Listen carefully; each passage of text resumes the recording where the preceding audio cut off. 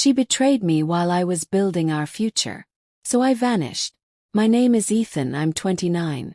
I spent over 4 years in a relationship with a woman I truly believed was my forever.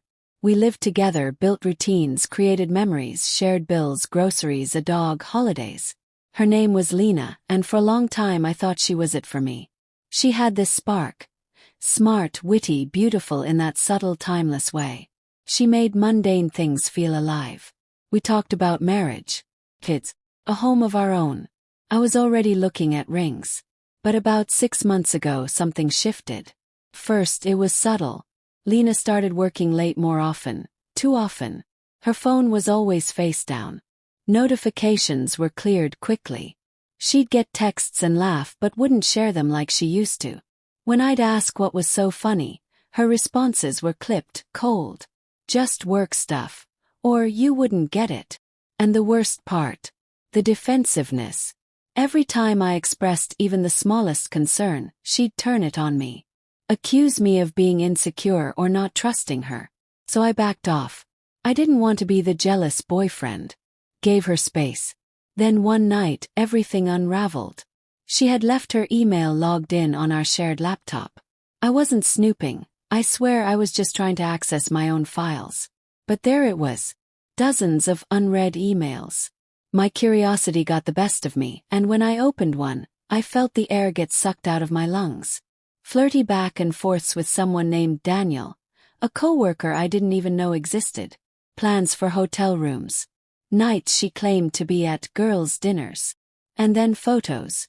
Selfies in a hotel mirror, private moments, timestamps that lined up perfectly with the lies she'd fed me. I sat in silence, reading everything. Not moving. Not crying. Just imploding. I closed the laptop gently and sat on the edge of the bed for hours, paralyzed. My world had just been torn in half, but I didn't scream. I didn't rage. A strange calm came over me. That's when the plan formed. It wasn't about revenge. I wasn't going to make a scene or beg for answers. I just wanted out, with my dignity intact. So I waited. A week later, she left to visit her parents for the weekend. That Saturday morning I packed my clothes, my laptop, my toothbrush, my cologne.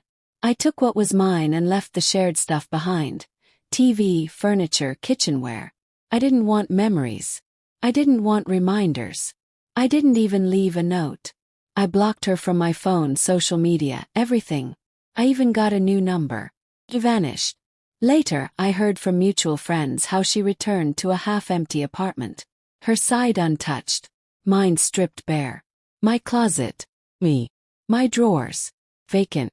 Even the framed photo from our anniversary on the bedside table was gone. She called me over and over.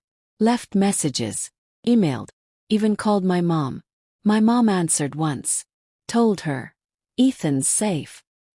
He doesn't want to talk. That silence, it drove Lena mad.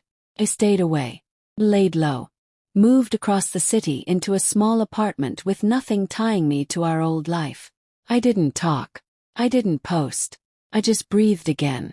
Then Samantha, one of Lena's best friends, messaged me. Just 3 words. Asterisk, are you okay? Asterisk. I answered honestly. Yeah. I found out about Daniel. She never replied. But she didn't need to. The truth trickled out. Lena had told everyone I just walked out without a reason.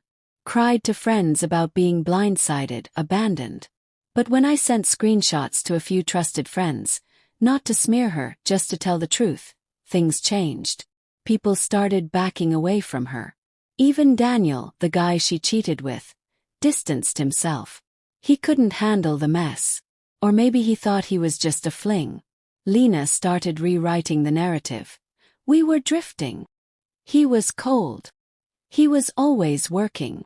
But the people who knew us, they knew better. They remembered how I treated her. How I brought her flowers for no reason. How I made time even when my job was eating me alive. I didn't leave because we had problems. I left because she ended us with her betrayal. She lost friends. She lost the guy. And worst of all, she lost the ability to rewrite the story. Still she kept reaching. asking people where I was, why I wouldn't respond.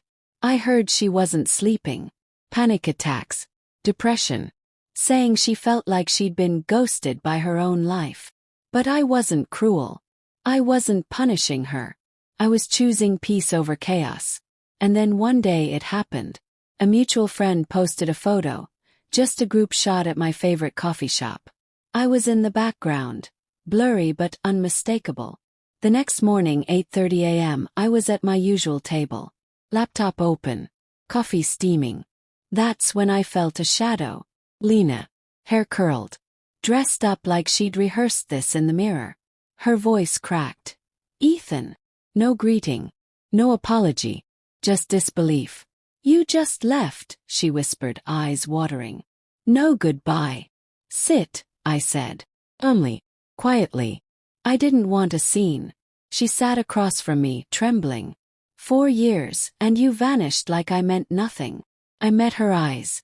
You know why I left. She shook her head. You could have talked to me. Explain what? Yes. How you snuck around with Daniel while I was planning a proposal. Tears welled up. It wasn't like that. I was lonely. You were working too much. Don't, I cut in. Don't twist this to justify what you did. I'm not here to give you closure. She asked. Then why did you have Samantha check on me? Because I'm not heartless. But I'm also not coming back. You didn't even fight for me, she said. No, I said. Because real love doesn't cheat. And once trust is gone, there's nothing left worth saving. Weeks passed after that. I thought that was the end. Then a message came from a number I didn't recognize.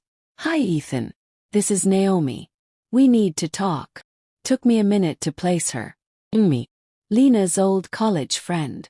They hadn't spoken in years. Curiosity got the better of me. The next day we met at Riverwalk Cafe. She was calm, poised. No agenda. I'm not here for Lena, she said. She doesn't even know I'm reaching out. I wanted to meet the man she still talks about. I said nothing. She continued. You haunt her. Not in an angry way. In a what-if kind of way.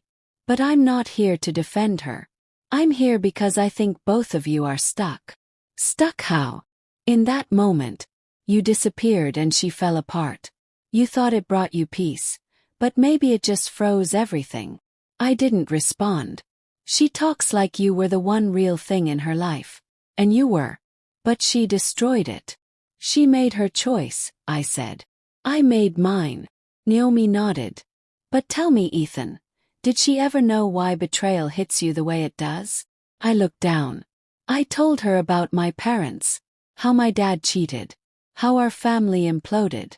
How I swore I'd never stay with someone who broke trust. She thought love would be stronger, Naomi said.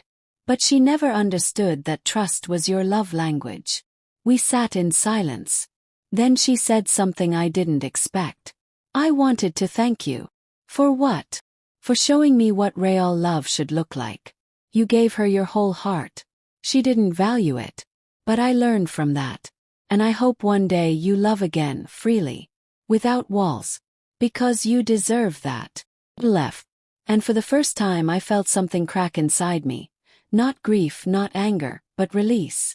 Maybe silence was never closure. Maybe peace was something I had to choose every day.